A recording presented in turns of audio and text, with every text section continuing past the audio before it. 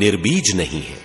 चित्त का बीज विद्यमान है, इसलिए ये सब की सब सबीज समाधि ही है।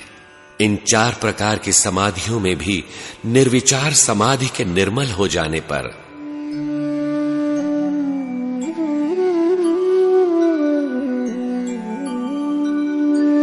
निर्विचार वैशारद्ये अध्यात्म प्रसादः।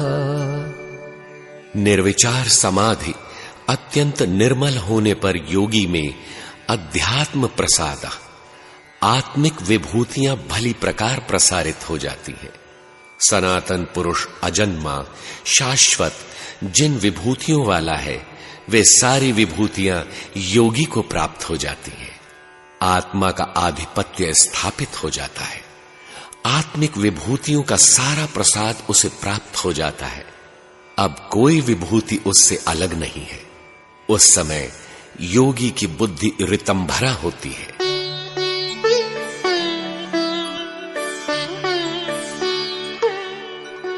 ऋतंभरा तत्र प्रज्ञा। उस समय योगी की प्रज्ञा अर्थात बुद्धि ऋतंभरा अर्थात सत्य से संयुक्त हो जाती है। अब वह परम तत्व परमात्मा को धारण करने की क्षमता वाली हो जाती है। जब अध्यात्म का प्रसाद मिल गया तो अब केवल परम चेतन को पाना मात्र शेष रह गया। यह बुद्धि साधारण बुद्धियों से अलग है। इस पर कहते हैं, श्रुतानुमान प्राज्ञाभ्याम अन्विषया विशेषार्थत्वात्। श्रुत अर्थात श्रवण किए हुए और अनुमान से होने वाली बुद्धि की अपेक्षा इस ऋतंभरा प्रज्ञा का विषय भिन्न है। जिसका ज्ञान श्रुत और अनुमान से नहीं होता, उसकी जानकारी इस प्रज्ञा से होती है, क्योंकि यह विशेष अर्थ वाली है। विशेष पुरुष ईश्वर है, उस अर्थ वाली है, उसको ग्रहण करने की क्षमता वाली है। इसलिए श्रवण और अनुमान से जो बुद्धि तैयार होती है, उसकी अपेक्षा यह बुद्धि अत्यंत परिमार्जित है। इस बुद्धि का विषय भिन्न है, क्योंकि यह केवल प्रकृति से परे आत्मा अर्थात दृष्टा को धारण करने की क्षमता वाली है। श्रुत केवल सुनने से कोई बुद्धि तैयार नहीं होती। श्रवणेन्द्रिय में कोई ध्वनि टकराते ही स्पर्श, रूप, रस इत्यादि प्रत्येक के अभ्यास तथा अन्य जन्मों के संस्कार स्मृति पटल पर उभरते ही अनुमान का सूत्रपात होने लगता है, वस्तुओं की जानकारी हो जाती है। किंतु यह प्रज्ञा विशेष अर्थ वाली है। श्रुति या सुरत मन की दृष्टि है। यह भला बुरा सब कुछ ग्रहण करती है। सुरति में स्फुरण के साथ ही अनुमान होने लगता है, किंतु इस ऋतंभरा प्रज्ञा का स्तर उससे उन्नत है। यह पुरुष विशेष ईश्वर को धारण करने की क्षमता वाली होती है। इसके महत्व पर पुनः प्रकाश डालते हैं।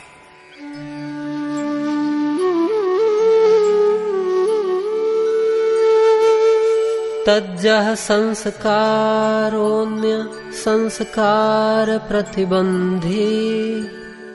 इस ऋतंभरा प्रज्ञा से उत्पन्न संस्कार अन्य समस्त संस्कारों का प्रतिबंधक होता है, उन सब का निरोध कर देता है। इसके पश्चात प्रकृति बाधक नहीं रह जाती। अब कोई संस्कार प्राप्ति में बाधक नहीं होता।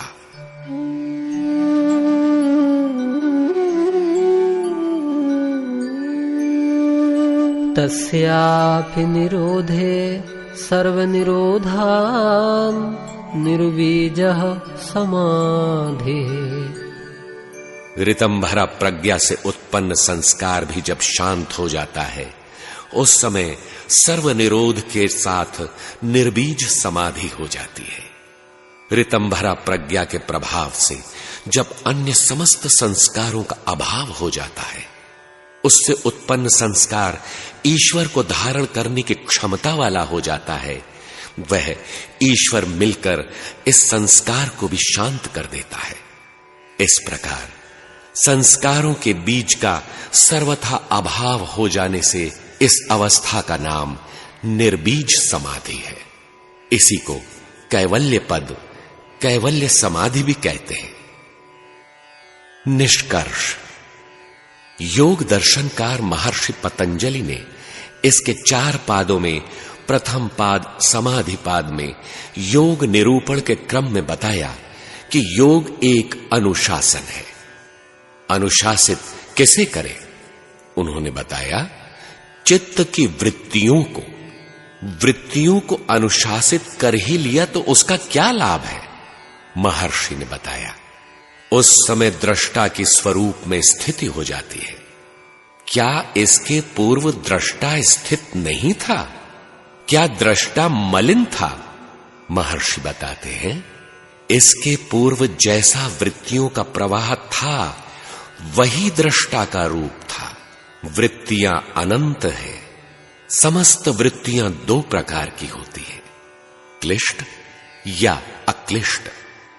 कुछ क्लेश प्रदान करती हैं और कुछ क्लेशों से मुक्ति दिलाती हैं। इन वृत्तियों को 5 प्रकार से विभाजित किया गया है: प्रमाण, विपर्यय, विकल्प, निद्रा और स्मृति। प्रमाण वृत्तियों को संचालित करता है। प्रमाण के 3 भेद बताए गए: प्रत्यक्ष, आप्त पुरुषों के दर्शन तथा अनुमान। इन इंद्रियों के समक्ष कुछ भी प्रत्यक्ष हुआ, अनुमान लगा और वृत्ति गतिशील हो गई। यदि प्रमाण अविद्याजन्य मिला तो यह क्लिष्ट वृत्ति बन गई। आप्त पुरुषों का दर्शन और उनकी वाणी मिल गई तो वृत्ति अक्लिष्ट हो गई। प्रमाण वृत्तियों को केवल संचालित करता है। प्रमाण पाते ही वृत्ति गतिशील हो उठती है। विपर्यय मिथ्या ज्ञान है, अविद्याजन्य है, जिसमें मिथ्या ज्ञान को ही जड़तावश ज्ञान मान लिया जाता है। विकल्प शब्द के सहारे मिलने वाली जानकारी है, जिसमें वस्तु तो शून्य है किंतु वस्तु का विकल्प पुष्ट होता जा रहा है। यह अनुभव से संचालित है। इसका नाम दैवी संपद भी है।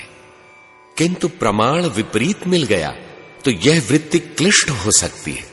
यदि प्रमाण इष्टोन्मुखी मिल गया तो विपर्यय वृत्ति भी अक्लिष्ट स्वभाव की हो जाएगी। वृत्ति की चौथी अवस्था है निद्रा, जो न तो मिथ्या ज्ञान की जड़ता से बंधी है न अनुभव से ही संचालित है। अभाव का आलंबन करने वाली यह वृत्ति निद्रा है, जो न तो सजातीय संस्कारों का अर्जन कर रही होती है न विजातीय संस्कारों का। कभी इधर तो कभी उधर, भले बुरे का कुछ ज्ञान ही नहीं। 5वां प्रकार है स्मृति। समस्त वृत्तियां स्मृति पटल पर अंकित रहती हैं, अवसर आने पर अंकुरित होती हैं। स्मृति भी उस समय शुद्ध हो जाती है जब चित्त का निज स्वरूप शुद्ध हो जाए। स्मृति परिशुद्धौ स्वरूप शून्ये, जब मात्र लक्ष्य का आभास रह जाए, समाधि की उस अवस्था में वृत्तियां शांत हो जाती हैं। अनंत वृत्तियां इन्हीं 5 रूपों में घटती बढ़ती कार्य रूप लेती रहती हैं। इन वृत्तियों का निरोध अभ्यास और वैराग्य द्वारा किया जा सकता है। अभ्यास किसका करें? क्लेश कर्म विपाकाश यैर परामृष्ट पुरुष विशेष ईश्वर।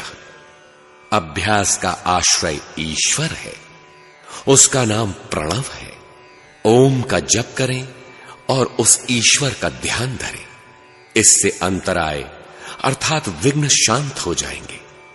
नाम और रूप के अतिरिक्त जो हमें अभिमत है, योग, चित्त वृत्तियों का निरोध, जो साधन इस योग में अवरोध उत्पन्न न करते हों, साधना में सहायक हों, उनका भी अभ्यास किया जा सकता है। ऐसे 4-5 सहयोगी साधनों की चर्चा महर्षि ने की, जैसे स्वप्न में मिलने वाले निर्देशों या दृश्यों से शिक्षा ग्रहण करना, ज्योतिर्मय परमात्मा में ध्यान केंद्रित करना, आप्त पुरुषों के संसर्ग में रहना इत्यादि। इस अभ्यास से चित्त स्फटिक मणि के समान निर्मल, पारदर्शी हो जाता है, प्रज्ञा ऋतंभरा हो जाती है, विशेष पुरुष ईश्वर को धारण करने वाली हो जाती है। अमृत पद का बोध कराकर, उसकी प्राप्ति और उसमें स्थिति दिलाकर प्रज्ञाजन्य संस्कार भी शांत हो जाता है। यही कैवल्य है, अमृत पद है, जहां मृत्यु का समावेश नहीं, सदा रहने वाला सुख, सदा रहने वाली शांति और सदा रहने वाला जीवन है। इसके साथ ही प्रथम पाद समाधि पाद पूर्ण होता है। हरि ओम तत्सत।